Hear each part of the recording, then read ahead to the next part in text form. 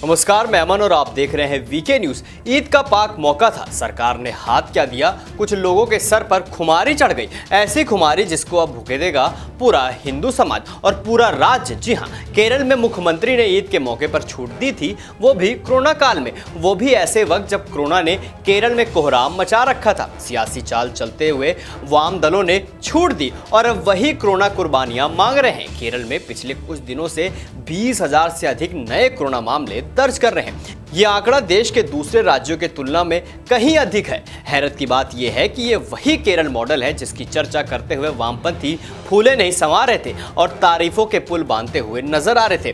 पर ये सब बिसरी बातें हो चुकी हैं। केरल में छूट देकर सरकार ने कितनी बड़ी गलती की है, इसका एहसास जनता को भी हो रहा है। हैरानी की बात यह है कि अब ना तो किसी का सियासी विलाप सुनने को मिलेगा, न किसी के जनाजे का ट्वीट अब आपको देखने को मिलेगा। ये वही वामपंथी हैं जो गंगा किनारे की तस्वीरों को वायरल करके शेखी भगा रहे थे और केरल मॉडल का हवाला दिया जा रहा था। और जब कोरोना ने केरल में रुद्र रूप अपना लिया है तो किसी के जुबान से एक शब्द तक नहीं फूट रहा है।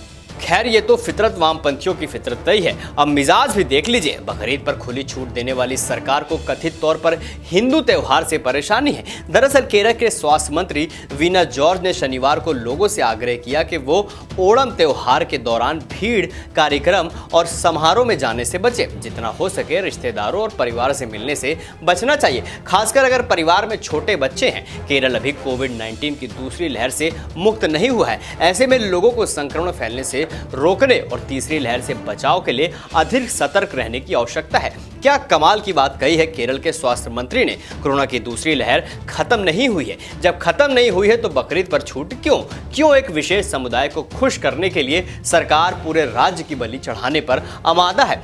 मजहबी छूट देकर केरल सरकार ने अपने मंसूबे तो जाहिर कर दिए हैं और अब केरल की स्वास्थ्य मंत्री का ताजा आदेश आया है। वो थी हिंदू के त्योहार ओणम से ठीक पहले। कमाल है कि कोरोना से निपटने में असमर्थ पिनरई विजयन सरकार ने मुस्लिम समुदाय को बकरीद का जश्न मनाने की इजाजत दी थी। उन्होंने 18 जुलाई से 21 जुलाई यानी 3 दिनों के लिए लॉकडाउन हटा दिया था। इस फैसले पर सुप्रीम कोर्ट ने भी कड़ा रुख अपनाया था, लेकिन वाम दलों के लिए तो संविधान खतरे में आने जैसा था।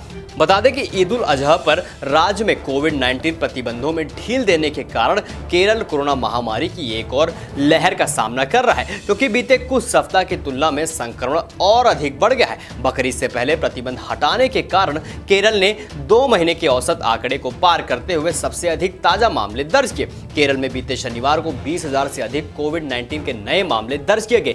हालांकि टेस्ट पॉजिटिव रेट में गिरावट आने के बाद ये 12.31 हो गई है, लेकिन राज्य में कोरोना से होने वाली मौतों की संख्या अभी भी नींदें उड़ाने वाली है। इस खतरे को देखते हुए भी केरल सरकार ने क्या जानबूझकर छूट दी या फिर विशेष मजहब के लिए लोग नाराज ना हो जाए इसलिए छूट दी गई।